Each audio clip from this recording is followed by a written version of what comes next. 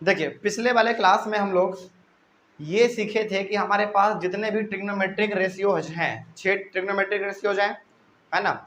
Sign, cos, ten, cosec, सेक और cot, हमारे पास 6 trigonometric ratio हैं। तो पिछले वाले क्लास में हम लोगों ने जो पढ़ा वो मेनली क्या हम लोगों ने पढ़ा कि कोई दो साइड दिया रहता था, तीसरे साइड को हम लोग निकालते थे पाइथागोरस थ्योरम लगा के, है ना। वो बेसिक सा चीज़ था।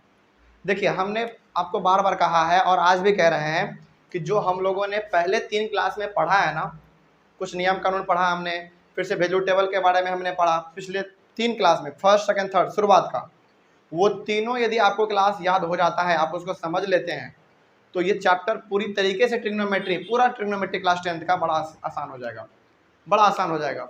तो आप लोग भी यदि नहीं देखे हैं उस क्लास को तो आप एक बार जाकर देख सकते हैं, उतना बड़ा भी क्लास नहीं है ना, क्लास का साइज बहुत ही छोटा है, तो आप उसको जाकर देख सकते हैं क्योंकि उन सारे चीज़ों का इसमें हम लोग इस्तेमाल कर रहे हैं।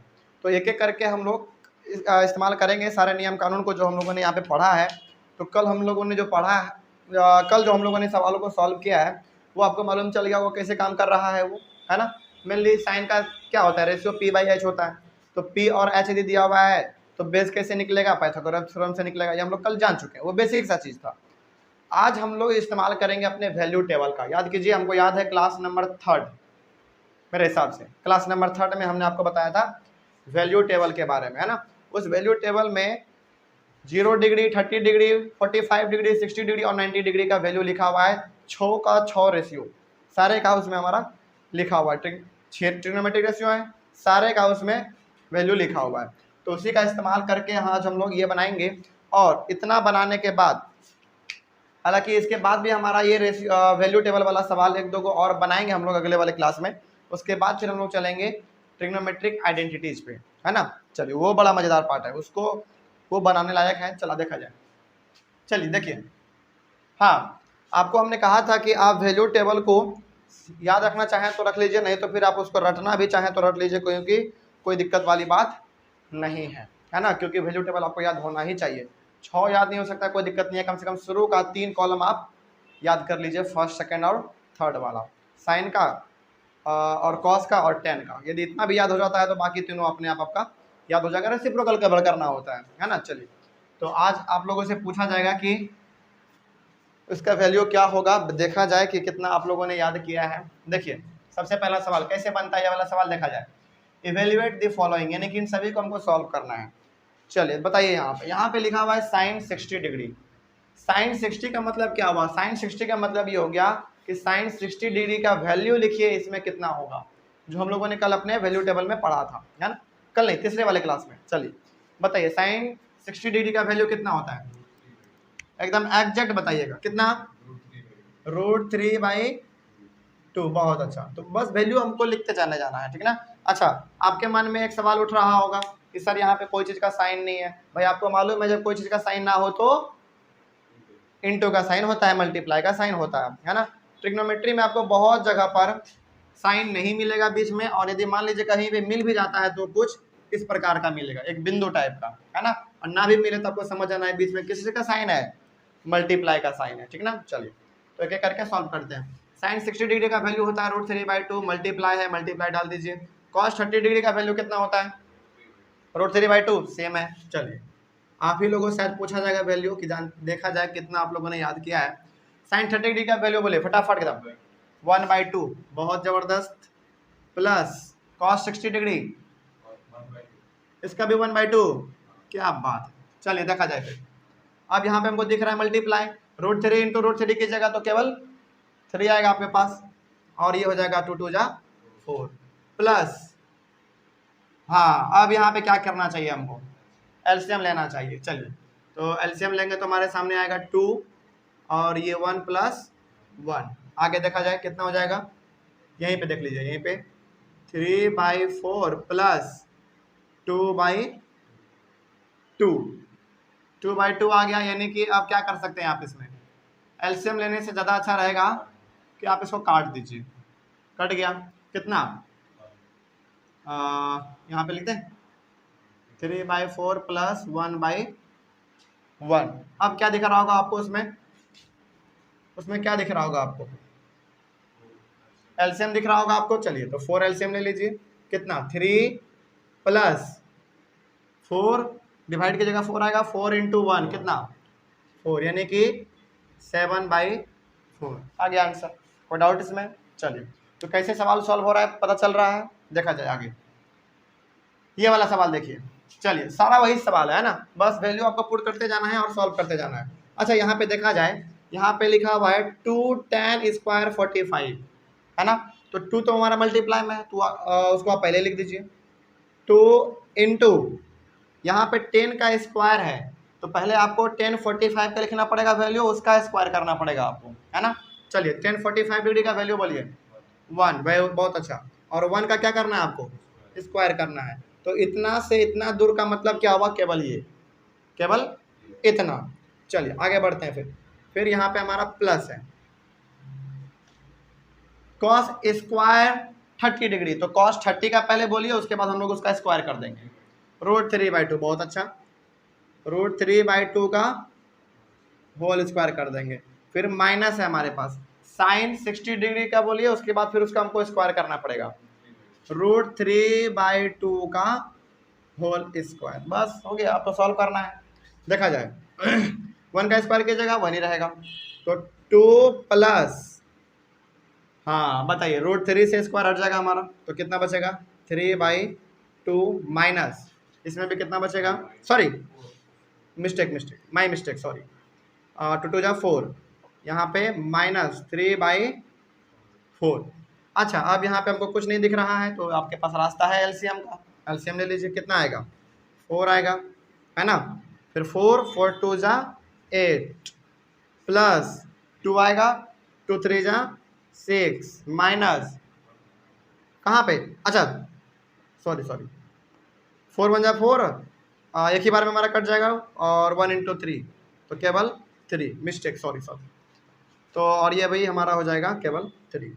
कोई डाउट इसमें? चलिए देखा जाए, तो यहाँ पे तो हमको साफ दिख रहा है, ये दोनों आपस में कैंसिल हो गया, तो बचा कितना 8/4, तो 4 1 जा 4, 4 2 जा 8, यानी कि 2 हो गया आंसर। चलिए, तो छोटा मोटा मिस्टेक कभी कभी हो जाता है, लेकिन हाँ उसके लिए हम माफ़ी मांगते हैं, हो जाता है कभी कोई छोटा सा मिस्टेक, बड़े वाले में नहीं होता है, मेरे साथ यही दिक्कत होता है, बड़े वाले कैलकुलेशन में नहीं होगा, लेकिन ये छोटा छोटा मिस्टेक जो है ना, कभी कभी बहुत जल्दी हो जाता है। खैर देखा जाए, तो ये वाला समझ में आ रहा है। देखो केवल करना क्या है ना, इसमें आपको वैल्यू पुट करते चले जाना है बस, और कुछ नहीं करना है इसमें। आगे देखा जाए, cos 45 डिग्री का वैल्यू है, उसके बाद फिर आपको नीचे डिवाइड करना है sec 30 से और cosec 30 से, बस जो लिखा हुआ है केवल वैल्यू डालते जाइए बस, इसीलिए हमने कहा था कि वैल्यू टेबल आपको याद होना चाहिए, है ना। चलिए देखा जाए, इसका बताइए कितना होगा, cos 45 का पहले बताइए 1/√2, 1/√2, उसके बाद होल डिवाइड है ना, ठीक है। फिर sec 30 डिग्री का वैल्यू बताइए 2/√3, ठीक है। फिर प्लस है cosec 30 का केवल 2। अच्छा कुछ नहीं है तो नीचे 1 है, आगे बढ़ा जाए। देखिए आप पहले ऊपर वाले को रहने दीजिए, नीचे वाला काम कर लीजिए, है ना। क्या करना है आपको, 1/2 √2, 1/√2, यहाँ पे आपको एलसीएम दिख रहा है कितना, √3 कितना आ जाएगा 2 प्लस 2√3 आ जाएगा, ये तो बहुत ही नॉर्मल सी बात है। चलिए आगे बढ़ा जाए अब, और जब ऐसा रहता है तो हम लोग क्या करते हैं, उल्टा कर देते हैं बस, है ना, मल्टीप्लाई का साइन देके, तो 1/√2 इंटू √3/2 प्लस 2√3। चलिए अब देखा जाए, थोड़ा सा इसको सॉल्व किया जाए आगे। अब बताइए इसमें हम लोग क्या कर सकते हैं, क्या दिख रहा होगा आपको इसमें, कुछ खास दिख रहा है क्या, कुछ मतलब कुछ खास नजर आ रहा है इसमें? चलिए देखा जाए, आपको दिखेगा इसमें अभी। देखिए, तो यदि आप इसको करते हैं तो सबसे पहले आपके पास आएगा √3 नीचे में, तो आपको क्या करना पड़ेगा, इससे इन सभी को मल्टीप्लाई करना पड़ेगा। चलिए कीजिए, इसको मल्टीप्लाई कीजिएगा, कितना आएगा 2√3 2√2 प्लस इससे इसको कीजिएगा पूरे को, कितना आएगा 2√6, 2√6, बस हो गया। समझ में आ गया बात? तो इतना भी आप इसको छोड़ना चाहें तो छोड़ सकते हैं, इसमें कोई दिक्कत वाली बात नहीं है। कहाँ पे क्या बोल रहे हैं?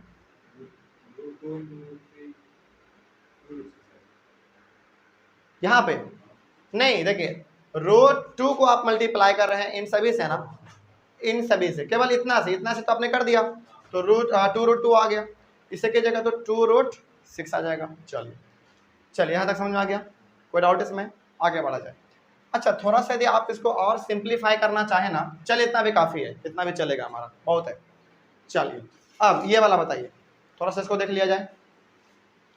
ये भी वैसे बनेगा, बस वैल्यू पुट कीजिए, सारा सवाल आपका अपने आप बनेगा। देखा जाए sin 30 का 1/2, ठीक है, 1/2 प्लस tan 45 का 1 माइनस cos x 60 डिग्री का वैल्यू कितना होगा? 2√3, ठीक है। अब उसके बाद फिर हमारा, अच्छा यहाँ पे कुछ नहीं है तो आप 1 दे दीजिए, है ना, खाली खाली लग रहा था, 1 दे दीजिए। उसके बाद फिर डिवाइड, ठीक है। चलिए sec 30 का वैल्यू 2√3, ठीक है, आगे प्लस cos 60 डिग्री का वैल्यू 1/2, बहुत अच्छा, प्लस cot 45 का वैल्यू 1, अच्छा याद किया है आप लोगों ने। चलिए देखा जाए, अब ऊपर में आप क्या कर सकते हैं, अब एलसीएम लेना पड़ेगा आपको, है ना। कितना आएगा एलसीएम बताइए? एलसीएम आएगा 2√3 आपका एलसीएम आएगा। तो 2 से 2 हमारा कैंसिल, √3 × 1 तो √3, ठीक है। ये तो हमारा पूरा हो जाएगा 2√3 प्लस 2√3, फिर माइनस √3 से √3 कैंसिल, 2 बचेगा, 2 2 जा 4। अब डिवाइडेड बाय, इसका भी आप लेंगे एलसीएम, इसमें भी सेम आएगा हमारा एलसीएम 2√3। आगे बढ़ा जाए, √3 से √3 कैंसिल, 2 2 2 जा 4, है ना, 4, फिर प्लस 2 से 2 कैंसिल हो जाएगा, √3 × 1 तो √3, फिर प्लस 2√3, क्योंकि 1 की जगह तो उतना ही आएगा। आगे देखा जाए, अभी फिलहाल हमारे पास इतना आया है। अब जब ऐसा कुछ होता है तो हम लोग क्या कर सकते हैं, इसको उल्टा कर सकते हैं। उल्टा कर लीजिए, नीचे हो सकता है कि ना दिखे तो हम लोग थोड़ा सा यहाँ पे कर ले रहे हैं, ठीक है। देखिए यहाँ पे कर लें, देखा जाए तो कितना है हमारा ऊपर में, √3 प्लस 2√3 माइनस 4। अच्छा, यहाँ पे आप एक काम और कर सकते हैं, पहले ही सॉल्व कर लीजिए इसको। अच्छा करेंगे, अभी देख लीजिए, पहले इतना ही देख लीजिए, कितना, 2√3 डिवाइडेड बाय, अच्छा ये काम कीजिए पहले, अच्छा चलिए ठीक है, वो भी ठीक है, सही है। कितना है, 4 प्लस √3 प्लस 2√3 डिवाइडेड बाय 2√3। चलिए थोड़ा सा इसको हम लोग सॉल्व करना यदि चाहेंगे तो देखिए ध्यान से, यहाँ पे हमारे पास 2√3 है और यहाँ पे कितना है, 1√3 ना, तो कितना हो गया, 3√3 हो गया। तो आप यहाँ पे लिख दीजिए 3√3 माइनस 4 डिवाइडेड बाय 2√3। अब इसको थोड़ा सा आप मल्टीप्लाई में कर दीजिए, रेसिप्रोकल इसका हो जाएगा 2√3 बाई, इसको थोड़ा सा सॉल्व कर लीजिए आप, इसमें भी हमारा कितना होगा, 3√3 हो जाएगा, है ना, 3√3 प्लस 4, ठीक है। चलिए अब इसमें आप क्या कर सकते हैं, इसमें आप इन दोनों को कैंसिल कर सकते हैं, इन दोनों को आप कैंसिल नहीं कर सकते हैं क्योंकि यहाँ पे प्लस है और यहाँ पे माइनस है। तो अभी फिलहाल आप इसको 3√3 माइनस 4 बाई 3√3 प्लस 4 लिख दीजिए, हो गया। कोई डाउट इसमें, समझ में आ रहा है? देखिए यदि आप इसमें ना इतना भी लिख देते हैं ना तो काम चलेगा, हालांकि यदि आप करना चाहें तो इसको रेशनलाइज कर सकते हैं, लेकिन हाँ इतना भी यदि आप कर देते हैं तो काम चलेगा आपका, ठीक ना, इतना भी गलती नहीं है, ये भी आंसर ठीक है, लेकिन आप इसको यदि रेशनलाइज भी कर देंगे तो कोई दिक्कत वाली बात नहीं है। तो उसी प्रकार से आप इसको कर सकते हैं, इसमें भी कर सकते हैं, इसमें तो आप कर ही नहीं पाएंगे, है ना, इसमें क्या रेशनलाइज होगा, इसमें नहीं हो पाएगा, इसमें नहीं हो पाएगा, इस वाले में और इस वाले में आप यदि आप रेशनलाइज वाला काम कर देते हैं तो आपका वो भी जो आंसर आएगा वो भी सही है और ये भी अभी फिलहाल ठीक है। समझ में आ गया बात। हालांकि अब बहुत सारे बच्चों का सवाल होता है कि रैशनलाइज कैसे किया जाए। क्लास 9 का टॉपिक है, देख लीजिए थोड़ा सा। इंटू करना पड़ता है हम लोगों को, है ना। जो नीचे में हो सेम लिखना पड़ता है, ऊपर नीचे बस साइन अपोजिट होता है। जैसे यहाँ पे कितना लिखा हुआ है 2√2 लिखा हुआ है, तो माइनस आप कर देंगे 2√6 बाई 2√2 माइनस 2√6। अच्छा, ऐसा क्यों किया जाता है, इसका कोई मतलब नहीं है। बिल्कुल, इन दोनों को यदि आप काट देंगे तो क्या कोई फर्क पड़ेगा, कोई फर्क नहीं पड़ेगा। यही हमारा रैशनलाइज है। उसी प्रकार से आप इसमें कर लीजिएगा। समझ के बात को। हालांकि यदि अभी नहीं भी करते हैं तो कोई दिक्कत वाली बात नहीं है, लेकिन हाँ एग्जाम में यदि आ जाए और आपके पास समय बचे तो कर दीजिएगा, है ना। चलिए, तो समझ में आ गया बात। तो आप रैशनलाइज भी कर सकते हैं, नहीं तो अभी फिलहाल इतना काफ़ी है। और यदि हाँ यदि एग्जाम में मान लीजिए कि समय बहुत कम है ना, आपके पास रैशनलाइज करने का वक्त नहीं है, तो इतना करके आप छोड़ सकते हैं, ठीक है। और यदि समय है तो फिर क्यों छोड़ा जाए, है ना, कर लिया जाएगा उसको रैशनलाइज करके। फाइनल आंसर जो आएगा उसको ला लिया जाएगा, है ना। चलिए आगे बढ़े फिर। चलिए, तो आप इसको इतना ही दूर तक यदि छोड़ देते हैं ना तो भी सही है, कोई दिक्कत वाली बात नहीं है। तो ये सवाल वैल्यू टेबल वाला कैसे बन रहा है मालूम चल गया आपको, कोई डाउट इसमें रहा क्या, नहीं ना। चलिए, तो देखिए मेनली जो हम लोगों ने 3 अपने शुरुआत क्लास में पढ़ा था ना, वही ट्रिग्नोमेट्री का जड़ है, वही बेस है। यदि वो आपका क्लियर है बहुत अच्छे तरीके से, फिर भी सवाल तब तो फिर सवाल कितना ही हार्ड क्यों ना दीजिए, आपसे लगभग बन जाएगा। तो ये चीज़ समझ में आ गया वैल्यू टेबल वाला कैसे बन रहा है। चलिए, तो इसका एक बार आप स्क्रीनशॉट ले लीजिए, उसके बाद फिर हम लोग अपने अगले वाले क्लास में कुछ और सवालों को सॉल्व करेंगे, ठीक ना।